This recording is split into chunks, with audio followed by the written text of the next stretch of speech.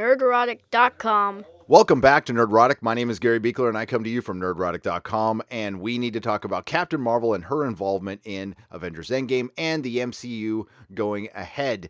And has it ruined your enjoyment of the MCU? Has it ruined your excitement and anticipation for Avengers Endgame just by her merely existing in it? And the answer to that question for me is yes. But another thing we need to go over, and I've been going back and forth on this, staring at my screen for 30 minutes, is the spoilers that were leaked about Avengers Endgame last night on Reddit. Now, they are all over the place, and I will not be talking about any plot spoilers. I don't know any. I didn't read them, but I was sent a couple of images on my Twitter DMs. I decided to open it, and one of them was very enlightening, but it is not a plot spoiler per se. Now, I know there's a lot of spoiler phobes out there. I am not one of them, but I can completely understand why you want to know nothing about this film. So I will be talking about this image, but not showing it. And it will be at the end of the video, and I will give you ample time to dip out if you so choose to.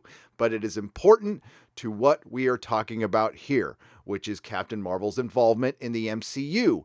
Her forced involvement, in my opinion, in the MCU. Now, Carol Danvers is a character that could have been portrayed well, but they decided to go with the Kelly Sue DeConnick Captain Marvel, the SJW Captain Marvel that we have seen in Marvel Comics. Marvel Comics is, of course, the source material for the MCU. So, why wouldn't we think that the MCU would go down the same road as Marvel Comics has with SJW Marvel? And Captain Marvel has certainly been the poster child for SJW Marvel. SJW Marvel that has crashed and burned. It's leveled out recently, but not without killing over 50 comic shops in the last 2 years and playing a big part in it. Not being wholly responsible, but playing a big part. And it seems like Disney is in a big hurry to get to their Disney Marvel storylines, post them buying Marvel Comics. From the semi-enjoyable Secret Wars to the god-awful Civil War II to the abomination Secret Empire, and of course the wonderful,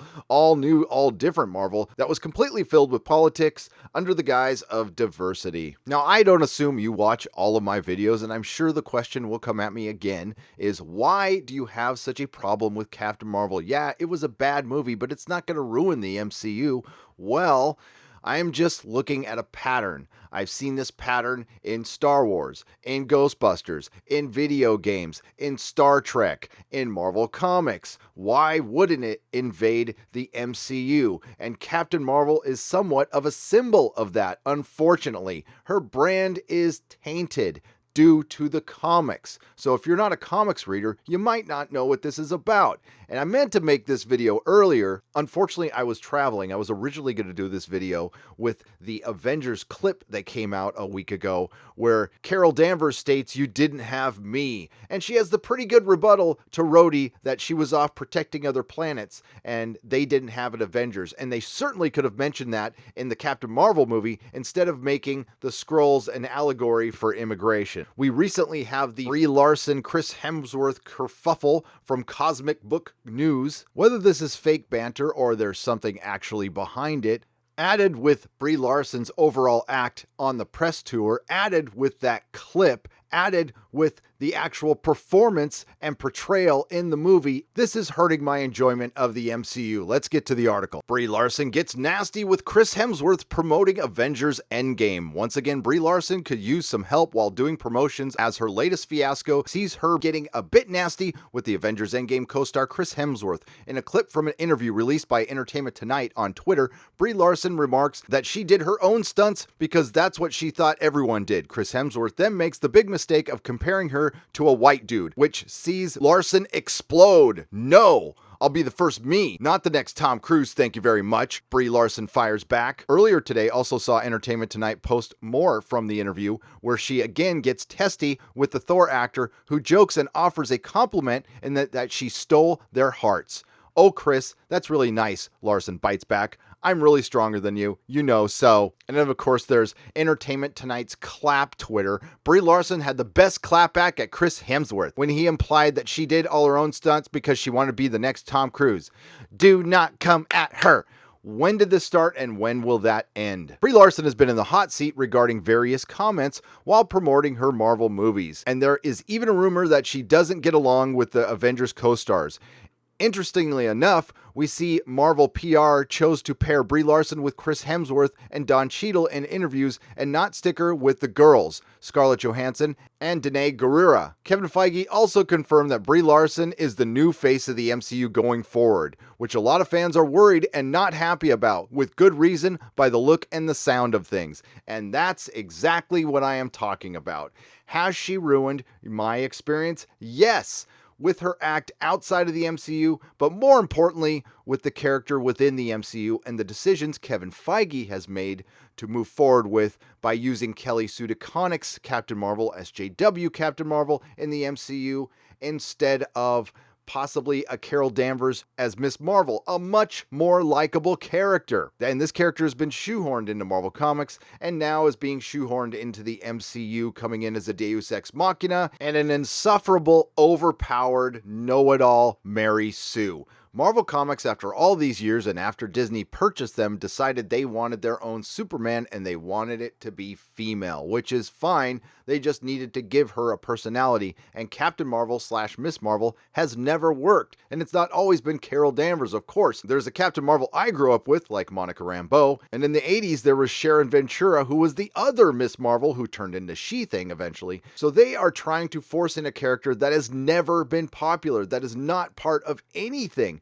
Go try to find Carol Danvers or Miss Marvel in the old official handbook of the Marvel Universe. You'll find her as binary. And that's what brings me back to the Avengers Endgame. We see this image about to go all binary on us, which leads me to believe that she will be an integral part in defeating Thanos if she is not the one to defeat Thanos with the help of the other Avengers. And if that happens, I will be pissed. But hopefully it won't. And now we get to the spoiler portion, and it is a visual spoiler. It is not a plot spoiler.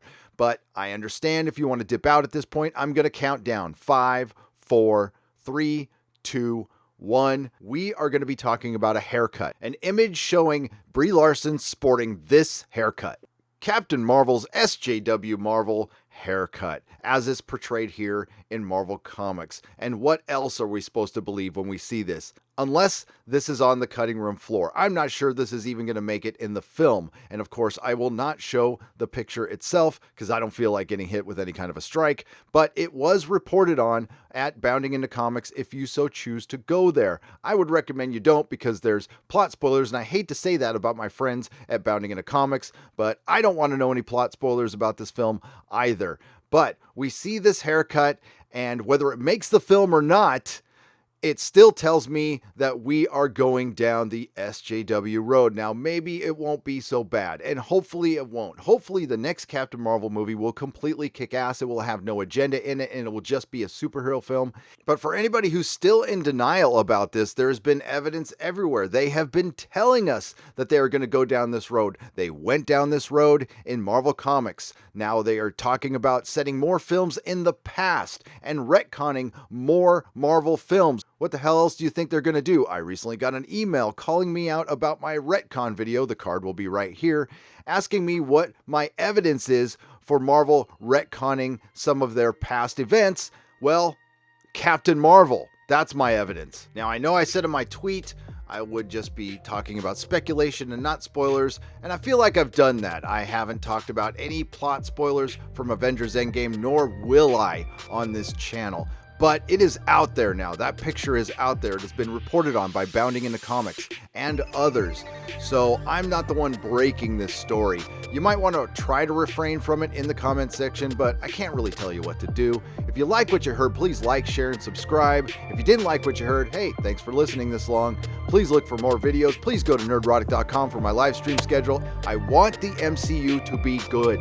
I don't want it to be bad. I don't want to make anti-Avengers Endgame videos, and I don't suspect I will be. I bet you I will enjoy the hell out of this film despite Captain Marvel being in it, but it does hurt my enjoyment just a little bit.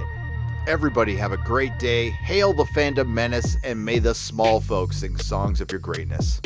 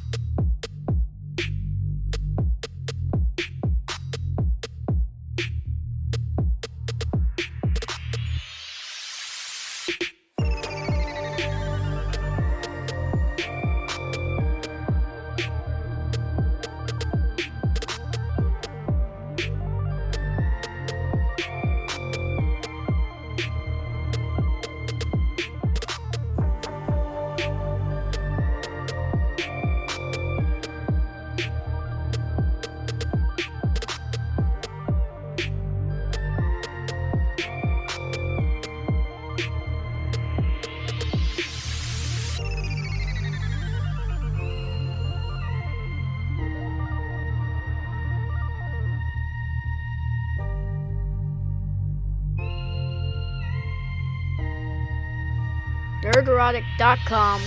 Please subscribe.